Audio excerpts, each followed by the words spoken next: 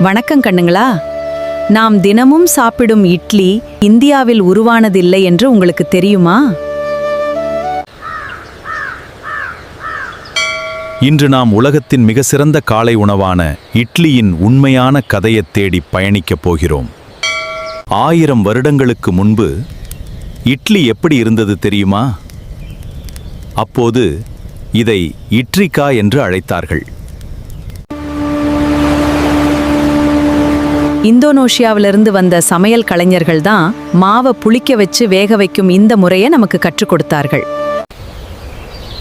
உளுந்தும் அரிசியும் சரியான விகிதத்துல சேர்த்து தண்ணீர்ல ஊறும்போது தான் இட்லியின் மேஜிக் தொடங்குகிறது.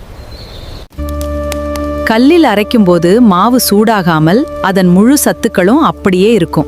அதுதான் அந்த காலத்து ரகசியம். Subscribe if you love traditional food.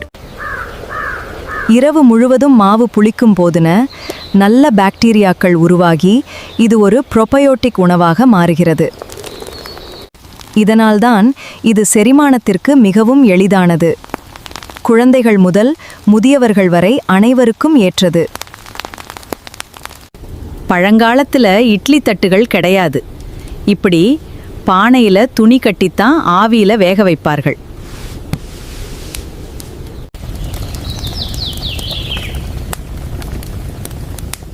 ஆவியில் வேகுவதால் எண்ணெயே திதனால்தான் மருத்துவர்கள் எப்போதும் இட்லியை பரிந்துரைக்கிறாங்கள். சுட சுட மல்லிகை பூ போல இட்லி தயாராகிவிட்டது. இதன் வாசனையே தனி சுகந்தான். பாருங்கள், எவ்வளவு மென்மையாக பஞ்சு போல வந்திருக்கிறது.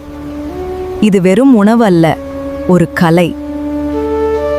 கெட்டி சட்னியும் சுட சுட சாம்பாரும் ஊற்றி சாப்பிட்டால் அடடா அமிர்தம்.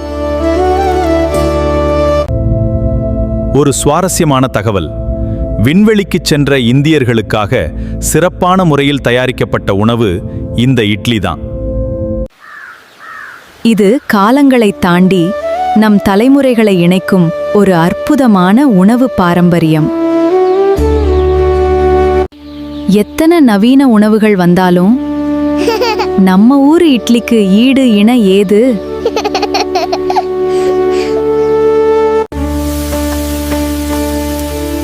இந்த அற்புதமான பாரம்பரியத்தை நாம் என்றும் பாதுகாப்போம். ஆரோக்கியமாக வாழ்வோம். இந்த இட்லி பயணம் உங்களுக்கு பிடிச்சிருந்தால் மறக்காம நம்ம சேனலை சப்ஸ்கிரைப் பண்ணுங்க. நாளைக்கு இன்னொரு பாரம்பரிய உணவோடு வர்றேன்.